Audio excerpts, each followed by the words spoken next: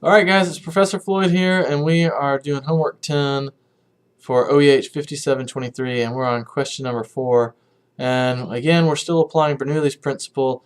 In this case, we've got a pitot tube, and it is measuring the velocity, or it's measuring the pressure difference between the incoming velocity pressure, air, and just the pressure of the air in the ambient environment or in a duct, we'll say.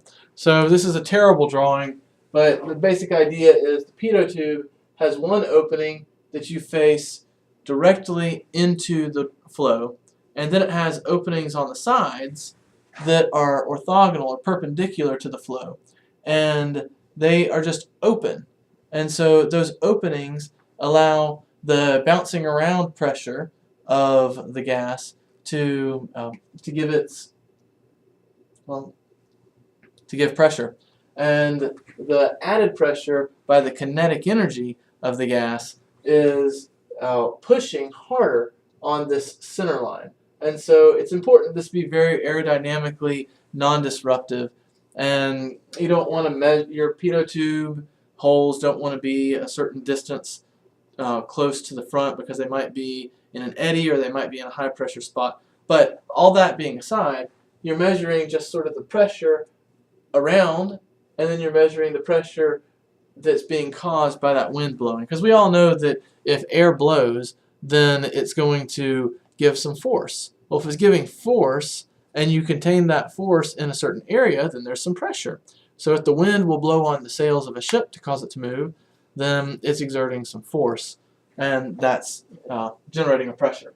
So that's just what we're doing, is we're capturing it over a known cross section. And so what we end up doing is we connect a manometer or some sort of pressure sensing device between the static pressure side and the velocity pressure side.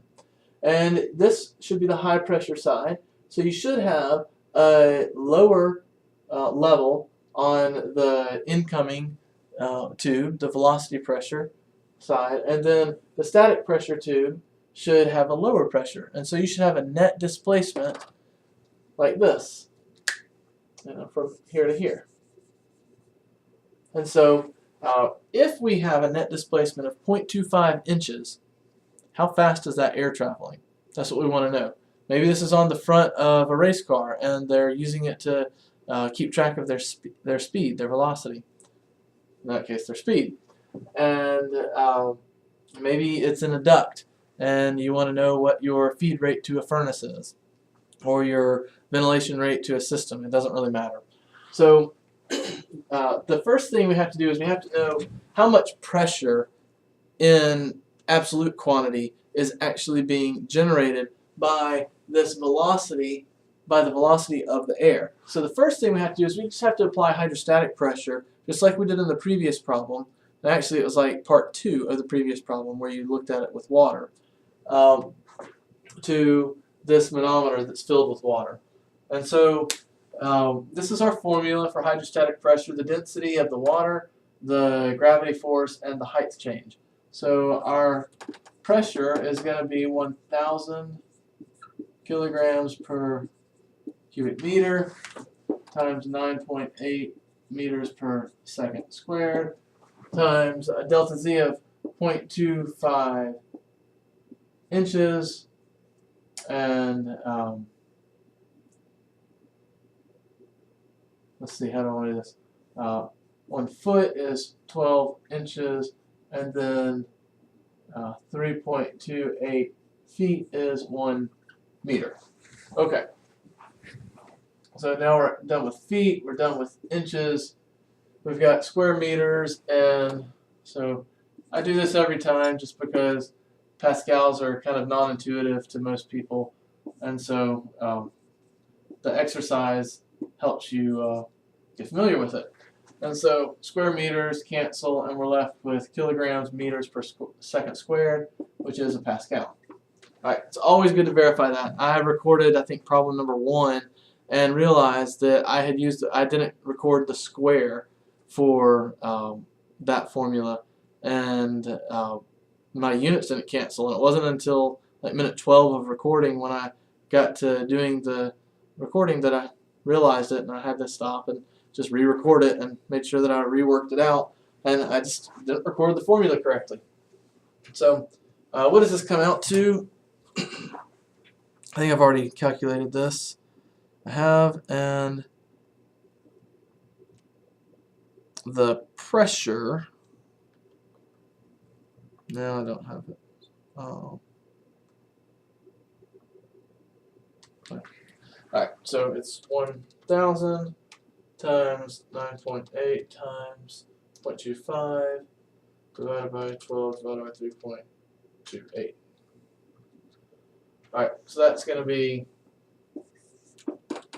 62.2 pascals.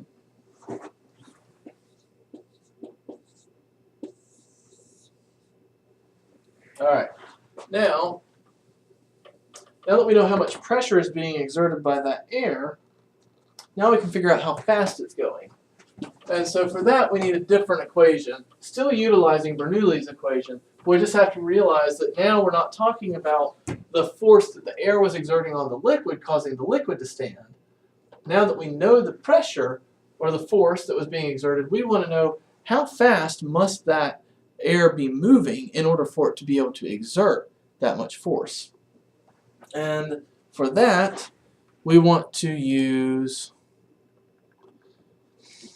this case of the equation where our change in pressure is equal to 1/2 rho v squared. Actually, this is pretty much the one that I didn't use correctly. I forgot the square on this.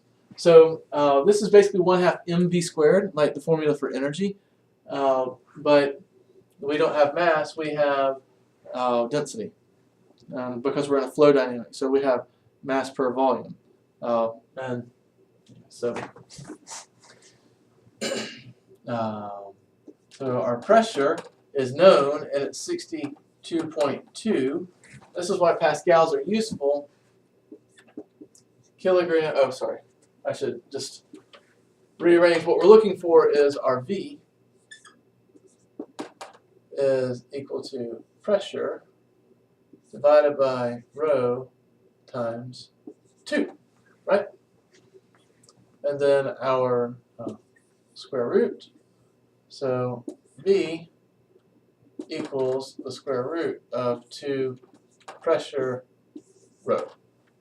So V equals the square root of 2 times 62.2, and that's kilograms per meter second squared, divided by, and our density is 1,000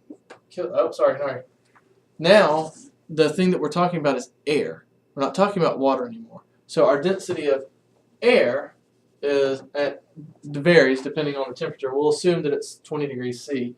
It's 1.2 kilograms per meter cubed. Okay, so obviously our kilograms cancel, and we should be left with meters squared.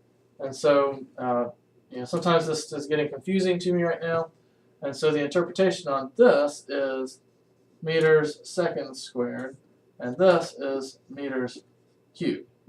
So we have meters squared second squared. We take the square root of that, and we're left in meters per second, which is what we need because it's a velocity that we're looking for. So our velocity is equal to 62.2 times 2 divided by 1.2, the square root. So 10.2, 10.185. So we'll just call it 10.2. That's meters per second. So because this is a race car in rural Alabama and they don't think about meters per second, they want to know feet per minute. So now it's just a matter of unit conversions.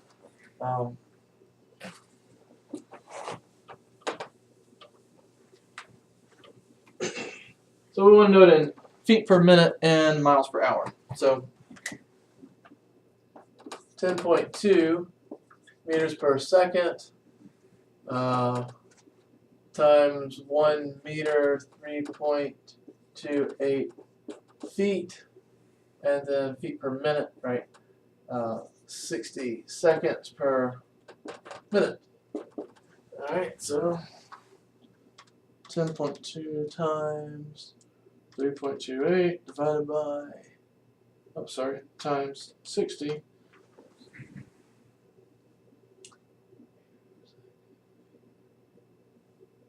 So I get 2007 feet per minute, and we can do the same thing, convert that from feet per minute to miles per hour. So feet, there's 5,280 feet in 1 mile, and miles per hour, there are 60 minutes in 1 hour. So if we take that number, multiply by 60, divide by 5280, you guys should be good at this after those windmill problems. 22.8